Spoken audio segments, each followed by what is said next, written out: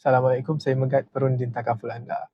Okey, Alhamdulillah hari ini saya berpeluang ditemu bual oleh pelajar Politeknik Engku Omar, Ipoh, ataupun lebih dikenali sebagai PUO.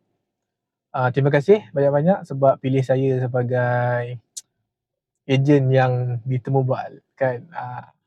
So, dalam soalan-soalan dia tanya tu sangat-sangat menarik. Dia tanya macam mana saya boleh join dalam bidang takaful dan apa produk 3 best, kan, 3 terbaik lah produk yang kita ada dalam FW Takaful ni, dan apa higher achievement yang saya dapat dalam bidang takaful ni. So banyak soalan yang menarik dan terima kasihlah kepada Politeknik Engku Omar kerana buka peluang kepada pelajar Islamic Finance untuk buat projek ni. Sebab bagi saya benda ni salah satu mengenalkan kepada orang-orang muda mengenai takaful ni. Terima kasih pihak Politeknik Engku Omar. Dan antara pengalaman yang terbaik juga untuk saya bagi tahun 2026 ni, ditemu bual. Tiba-tiba rasa macam artis. Kan?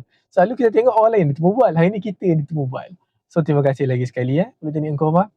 Dan saya berdoakan anda semua yang ada tadi, Danish, Muhaimin, Sarah, Najwa, semoga anda semua lulus dengan cemerlang dalam subjek yang diambil ni dan dapat result yang terbaik. Okey?